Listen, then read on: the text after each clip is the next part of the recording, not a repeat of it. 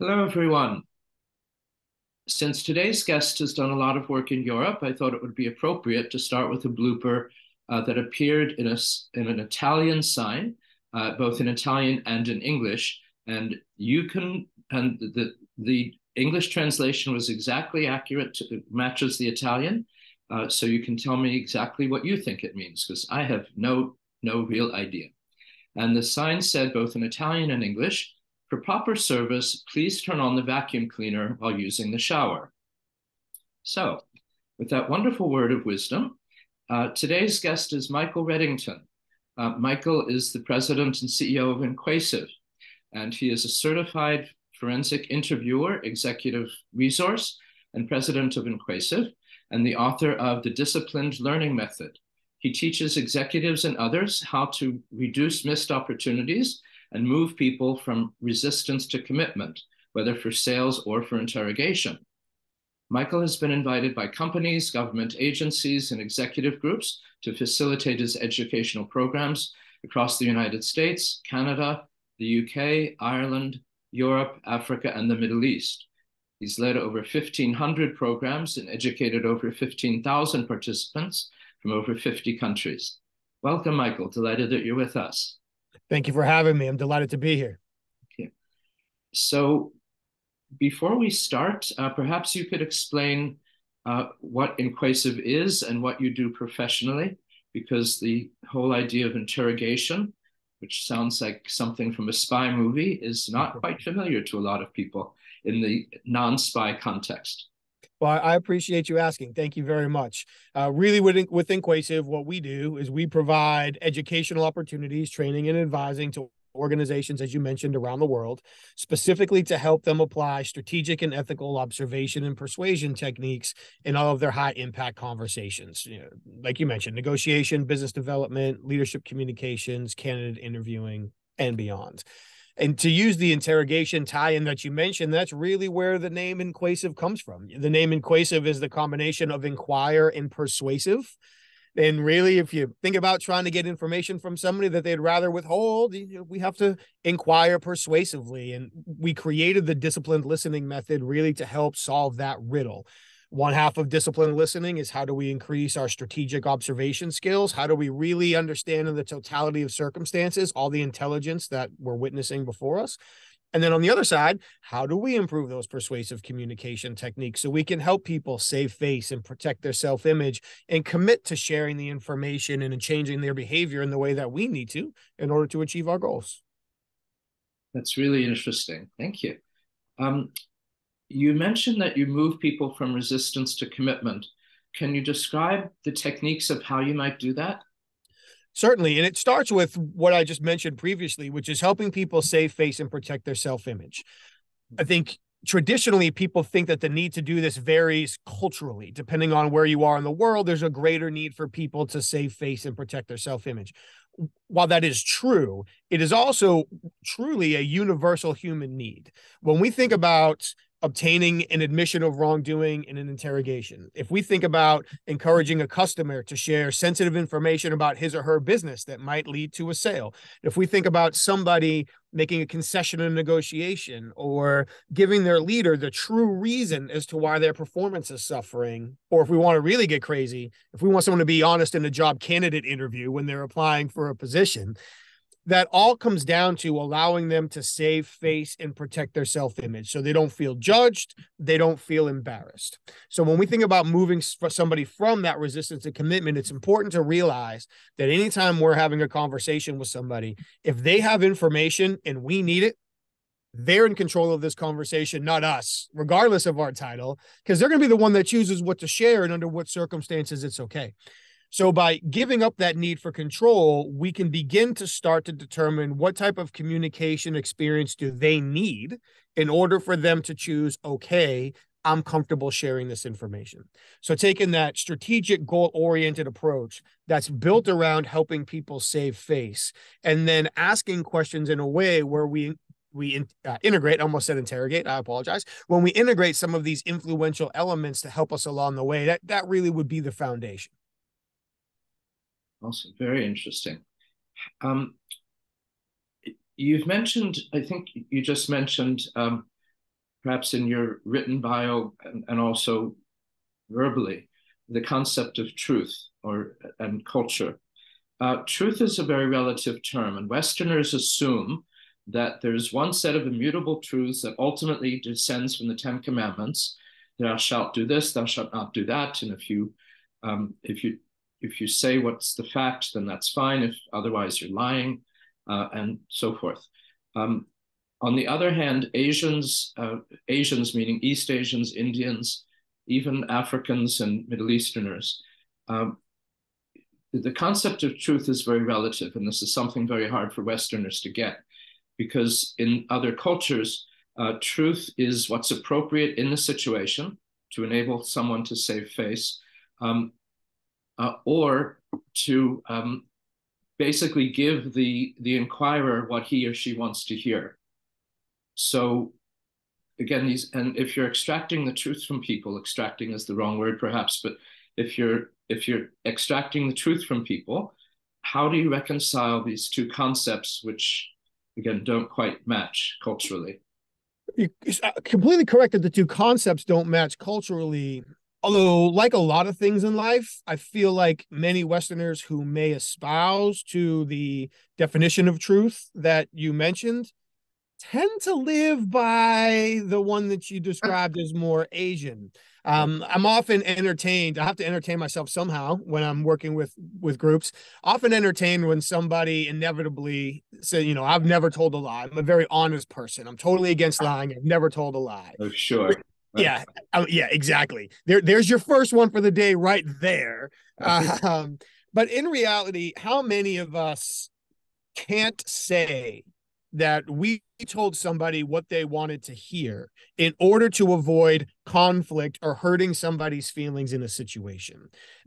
Has somebody asked us how they look in an outfit? Has somebody asked us how they sound singing? Has somebody asked us how the meal tastes? Has any one of these things? Has somebody asked us if we agree with their opinion and we just don't have the energy for the debate? So we say yes. So as human beings, I would certainly contend that many of us actually prescribe to the second definition you gave as opposed to the first.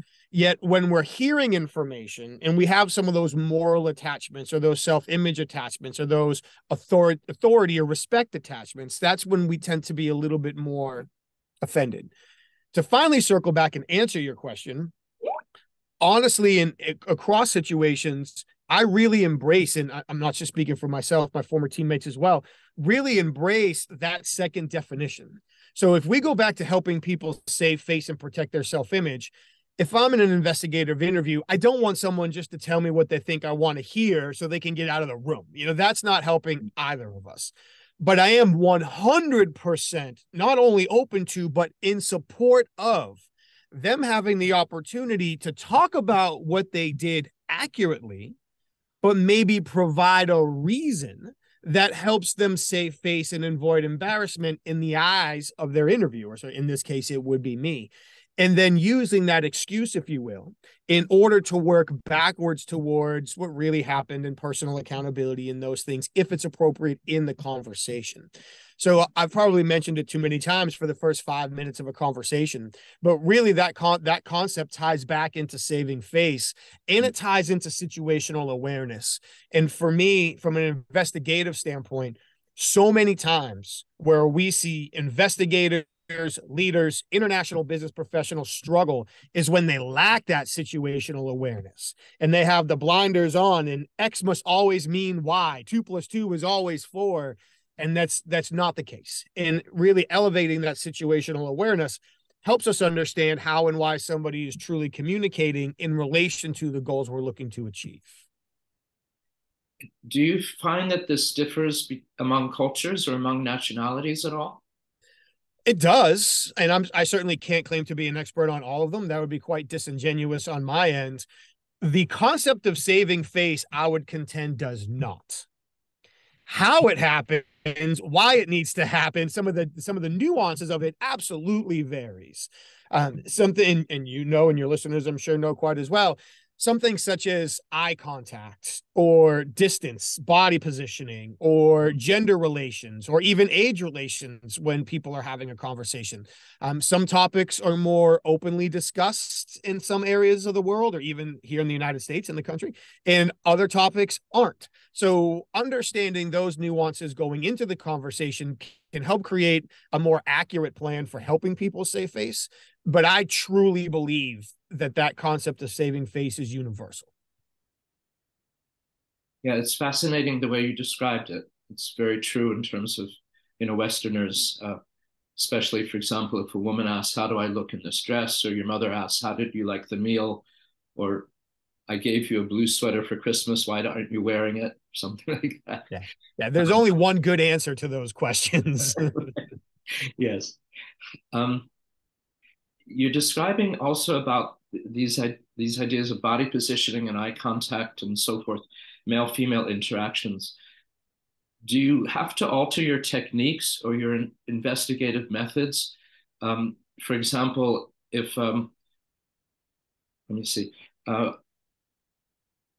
a, a, an Arab woman would feel probably more comfortable answering a question asked from another woman than from a Western man. Um, and East Asian, well, Indians as well, for that matter, subcontinent Asians, would feel more comfortable answering questions from an older person as opposed to a younger person.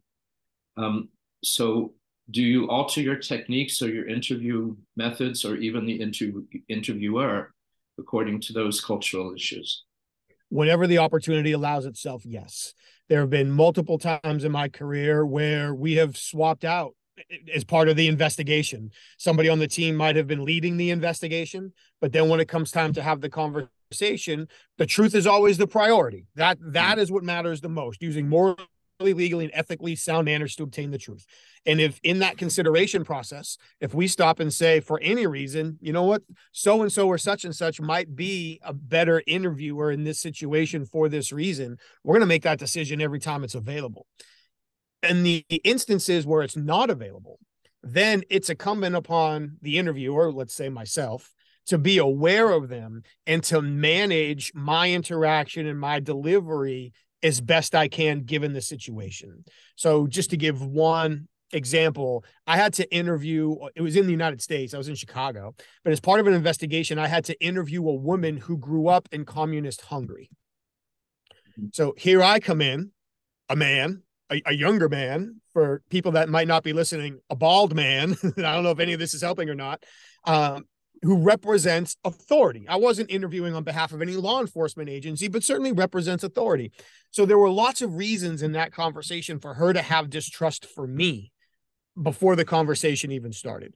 So I had to think of things like giving a little bit more space, sit a little bit further away than I normally would, sitting off to one side. So not all the way up to one side, but think about it as instead of sitting nose to nose, I'm sitting more off of your shoulder. So that way it's not like a head up position in the conversation. I wanted to make sure that I didn't maintain as much eye contact because I didn't want to come across as aggressive. Honestly, in preparing for interviews like this, I will intentionally wear pastel colored shirts to try to manage my impression. Certainly, I'll work on my tone of voice, speed of delivery. For somebody who English wasn't their first language, I want to make sure that I'm not telling jokes or using sarcasm or speaking in a way that might be too fast or they might not understand. So all of these things come into play. And on occasion, it's appropriate to acknowledge it as well. I would never want to acknowledge it in a way that's assumptive of somebody else's belief system. So I would never coach, never is a strong word, but it would be very hard for me to find a time where I would coach someone to say, well, understanding where you're from, I imagine you don't want to talk to a Western younger man. Like that's going to sound so judgmental, it's going to kill the conversation. But what I can say is something along the lines of, I understand that when two people get together for a conversation, they might sometimes prefer the opportunity to talk to a different individual. And I like to promise everybody that as we go through the opportunities, we take every consideration we can to provide the best person to lead the conversation in order to try to create the best outcome at the end. Something along those lines. So that way it's a general statement, not pointed directly at the person I'm speaking with, again, because I don't want to offend their self-image. Very interesting. this next question relates to what you're saying, but do you find that if people are from authoritarian cultures where the police and where officials are very much to be feared and avoided, does that skew your conversation at all? It certainly can. For me, I have to keep that in mind. Nothing I'm going to say or do in 60 minutes or so is going to change how that person feels, and nor should it, based on where and how they grew up. But for me, I'm a prescriber of Julie Burgoon's expectation violation theory. And violation doesn't necessarily mean bad. If you thought I was going to wear a white shirt and I wear a blue shirt, I violated your expectation. I mean, it can literally be that benign.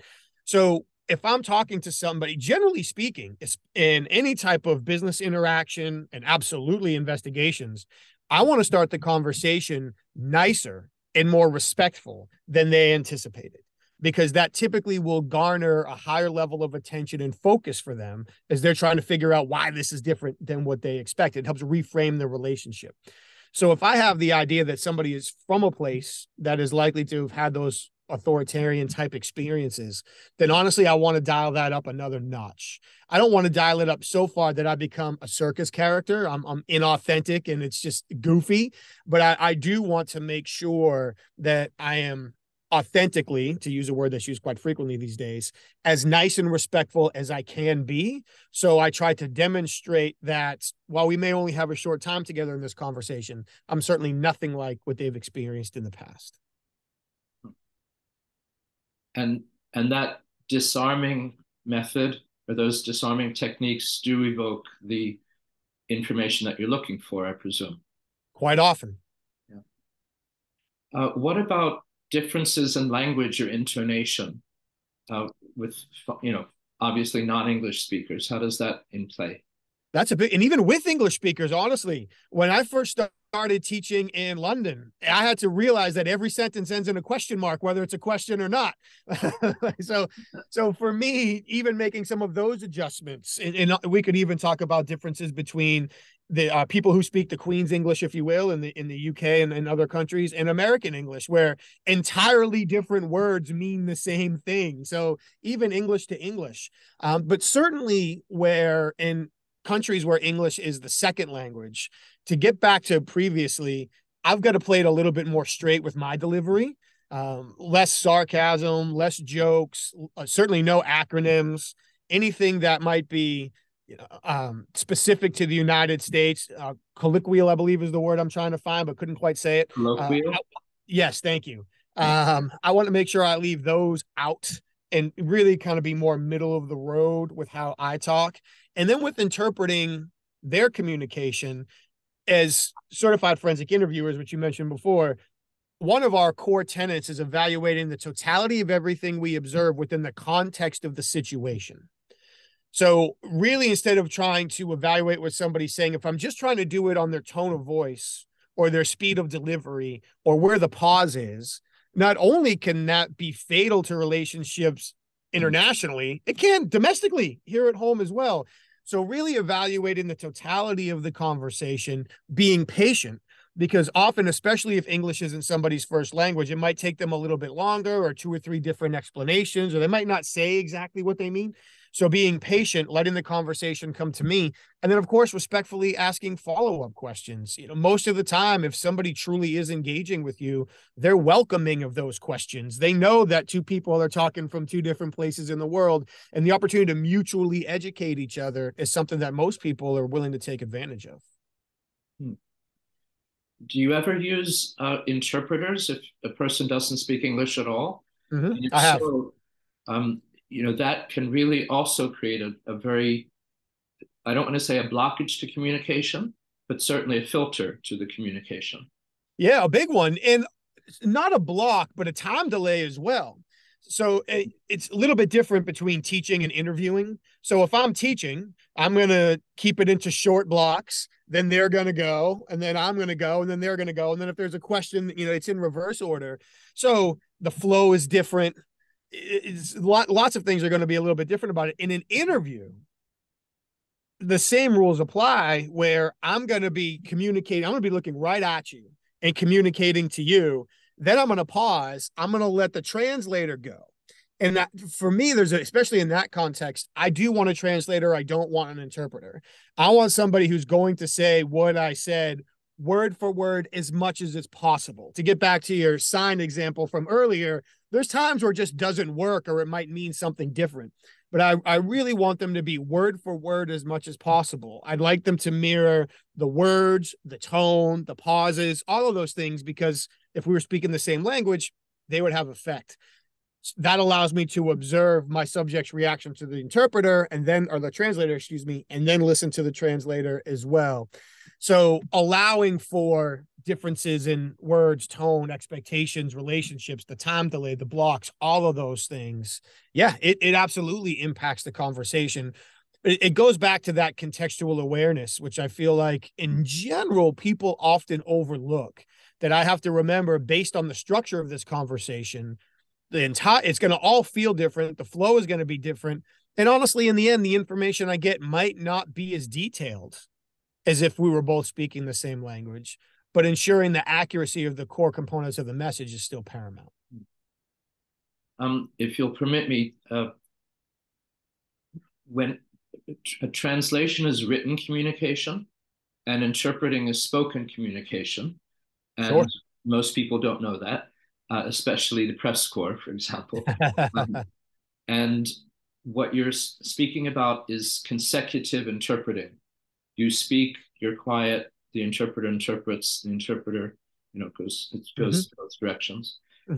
But the interpreting is the proper terminology for that. I appreciate that. What about when they're different?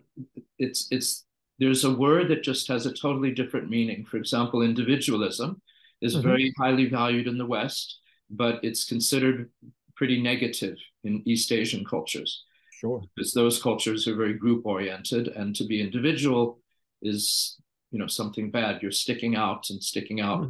The expression in Japanese and Chinese, the nail that sticks out gets hammered down. So if you're just using words that have different meanings in different cultures, are you aware of them, even if the interpreter says it, verbatim or, literally? Are you aware of those concepts, and how do you adjust accordingly? I would be a fool if I said I was aware of all of them all the time. Like, there's always something that we don't know, that I don't know. I'm certainly not a scholar in every culture or every country that I might have to interact with somebody from. Whenever time allows, that's why I guess I use the word pre-interview conversations with the interpreter become so important. Or if I'm teaching, pre-engagement conversations with the interpreter become so important, because now I can sit down with them and say, hey, this is the message I'm trying to get across. This is the information we're looking for. Here's how I want to make sure the conversation or the session looks, feels, and sounds for everybody. Are there things that I need to become aware of, things that I make sure I don't do? The direct interpretation is very important to me. I obviously understand that's not always a good thing. So are there specific areas that I need to make sure I stay away from, especially where in a lot of these situations, especially in business, the people I'm with speak some English. So they're going to pick up on some of the things that I say. And if I manage to step on a landmine and someone catches it, even if the interpreter cleans it up, it could still be an issue for me. So that education process is so important, and not being arrogant enough to think I've got it all figured out ahead of time. No, it's wonderful that you have a conversation with the interpreter before you begin to set the expectations. And a professionally trained interpreter should interpret pretty much verbatim what the interviewee is saying, as well as the tone. And the tone may or may not be appropriate. We've had other guests on who told the interpreter, I want you to sound extremely angry when you say this, just as I'm saying it to you now. And the interpreter is totally shocked, because no one in that culture would ever speak that way. Sure. But obviously that's for an effect. So, but the interpreter's job is to convey the tone as well as the words. Yeah. Very interesting. What about people with whom you've done interrogations, true interrogations for the intelligence community, for example? What happens in those cases? How does that work? You mean if I've interviewed somebody from the intelligence community? I want to make sure I understand your question No, correctly. if you've done interrogations, say for the intelligence community, Mm-hmm. um, is there some special process or some special technique that you use to again extract the information? Yeah, so my former organization and I have done training programs for various intelligence agencies, but they tend to be pretty, what's the word I'm looking for? They like to do their own business is probably the best, take care of their own business is probably the best way to say it. Um, I have I've interrogated other professional interrogators before. So certainly down that line.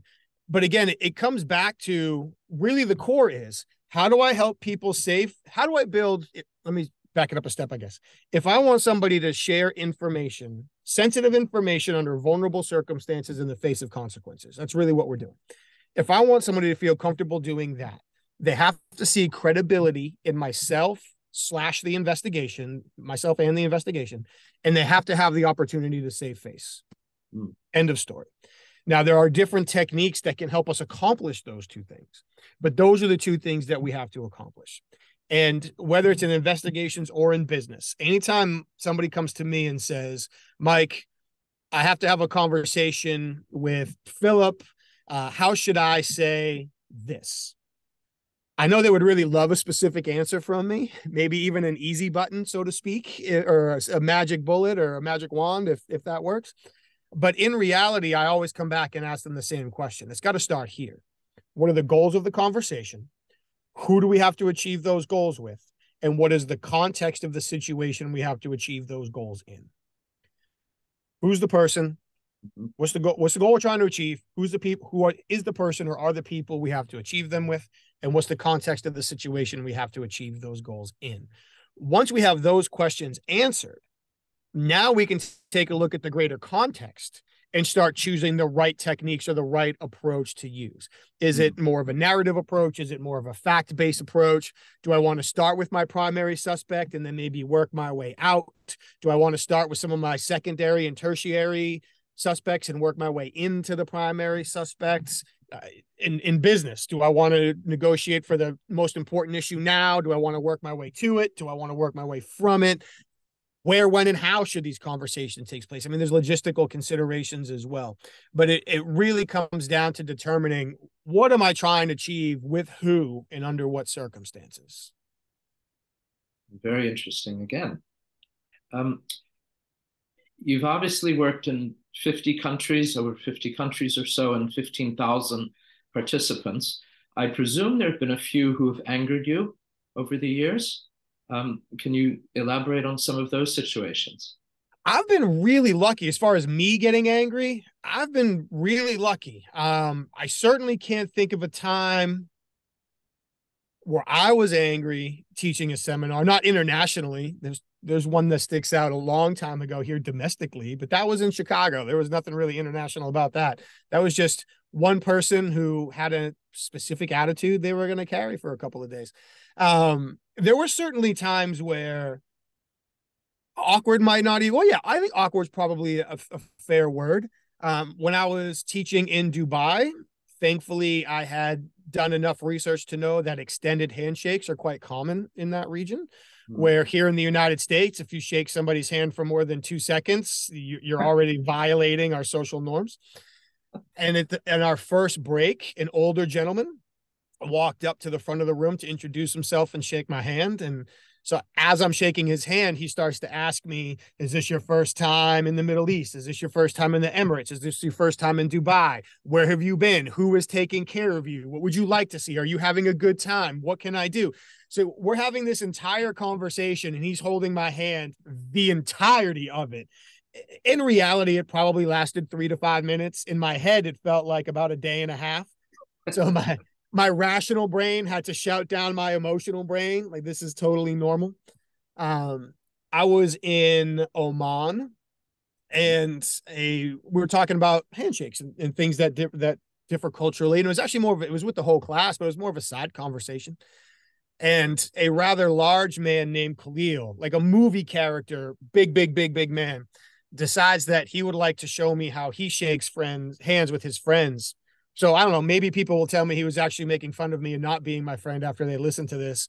But he stands up and marches down the center aisle. And like, I literally remember it like a movie character, like this giant marching towards me. He walks up, he shakes my hand, he grabs my elbow, pulls me towards him, then bends over, rubs his nose on my nose, and does this right in my face. Stands back, slaps me on the shoulder, and says, "There, now we are friends." Turns around and walks back to his seat. So I think from a teaching perspective, those are the first two that jump to mind. Certainly traveling through some of the countries I've been to, traveling through outside Nairobi, traveling outside Dar es Salaam, traveling outside Amman, some of the cities that I've been to where it literally is a different world and there's different things going around that I see and different interactions that I've had with people. But really from a teaching standpoint, those would be the two. And also in Arab culture, it's very common for the Arabs to come very close to your face. Americans have a much greater sense of personal space and distance, whereas in Arab culture, they're extremely close and Westerners can feel very uncomfortable. Yes. Do you have other examples where that has happened, for example? The funniest one, and I don't know that I have her permission to tell this story, it actually happens with my wife. So I was fortunate to have the opportunity to lead an engagement in Monaco, and the gentleman who invited me to speak was from Greece. So my wife and I spent some time on the French Riviera and then made our way over to Monaco. And as we arrive at the hotel, my host happened to be arriving at the same time we were. So he turns around, "Michael, it's so good to see you. I'm glad you're here." Gives me a big hug. I've met him before. I know him. He's never met my wife. My wife is from a very small town in the southern states here in the United States. So her like personal distance that she likes to maintain could be measured in meters as opposed to feet. And he looks at her, "Oh, Brooke, you're so lovely. You're even prettier than Michael described." He gives her a big hug and a kiss on both cheeks. And my wife is literally frozen looking at me like, "What's going on here?" It never dawned on me to explain it to her that, well, in the Mediterranean, it's a little bit different in this part of the world than it is with what we're used to. So that one is the one that sticks out for me the most from like a proximity standpoint. Very funny. Thank you. You mentioned before the interview about a situation on the Canadian border, and you've crossed a lot of borders, but something at the US-Canadian border was the most difficult of all the international borders you've crossed. Can you elaborate on what that is? Yeah, I wish I knew why. I mean, there's probably something somewhere. Maybe it's how I look. I don't know. But I swear, every time I go to Canada, I'm pulled into the room for a secondary conversation or put into the secondary line for like another pass, or I've got to go to a different desk and talk to an agent before I can get into Winnipeg. So those are, it just, I wish I could tell you what it is, but the Canadians certainly seem to be, at least with me, they seem to be more cautious. Every time I've gone to Europe, it's like they just look at me, stamp my passport, and say, "Have a good time." The Middle East, I was very fortunate that there were concierges that I had been connected with before I got to all of those countries. So I was kind of shepherded through the process there, which was quite nice. I did have when I went to Kenya, I was literally driving to the airport here in the States, and my contact in Nairobi called, and his literal first words were, "Don't worry about the news. It's nowhere near where we are." I'm like, what? What news? What are you talking about? And there had been a terrorist attack, and the authorities had responded with force and all of this stuff. So he tells me, "Oh, that's fine." And honestly, I'm like, it's too late now anyway. So, but then he says to me, I'd already filled out some of the paperwork to travel there, and he had taken care of some things on his end. But he told me, when you get here, they're going to ask you if you're here for business or personal. Say personal. Don't say business. It'll take you much longer. Just say personal. Don't worry about it. Tell them you came to visit me. I'm like, all right, cool. So I fly from Chicago to Istanbul to Nairobi, and I'm in a fog when I get off the plane. And the airport in Nairobi had recently had a fire. So they had moved the passport control literally into the basement of another terminal. So we get off the plane, we're downstairs in this little basement, And I'm standing, there's 3 like podiums with the passport control person and then an armed officer behind them. And I'm standing in line telling myself, you know, you're here to see Haseet, you're here to see Haseet. And so when I get to the front of the line, they look at my passport and they say, what is the purpose of your visit? And I swear to you, the words that came out of my mouth were, I'm here to visit one friend. Nobody talks like that. Nobody does. As soon as I said it, I'm like, I'm going to jail. I'm going to jail in Kenya, and I just got here. And the passport control officer looked at my passport. He smiled at me and he said, you've flown an awful long way to visit a friend. And I said, yes, I'm exhausted. It's been a long time since I've seen Haseet. And he said, have a nice trip, and gave me my passport back. So yeah, if that was in Canada, I might have been detained for a week, but in Nairobi, they let me walk. Reminds me of the expression driving while black, except for you, it's driving while bald. Yes, yes. So, or American sometimes, just depending driving on while American. Yes. Is there anything else you'd like to add before we close? I think for me, when I think back to the success that my teammates and I have had over a long period of time, and I was asked this not too long ago, so it's fresh on my mind. I truly believe that the root of our success can be taken back or drawn down to embracing the universality of the human experience.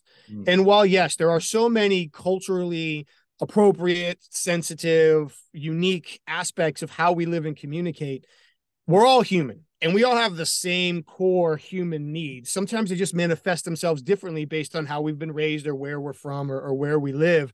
And so really, as we're communicating with other people, hopefully not under investigative circumstances, hopefully under business or social circumstances, really just starting there and embracing the universality of the human experience and understanding that no matter where we're from or how different we may seem, we really do have so much more in common. And if we can really start with some of those core things that we have in common, the relationships we can build and the experiences we can have are so much more powerful than we may believe. Very true. And with that wonderful note, I thank you so much for joining us. And this has been Philip Auerbach of Auerbach International. And I hope you'll join us next time for another edition of Global Gurus. Thank you. Thank you.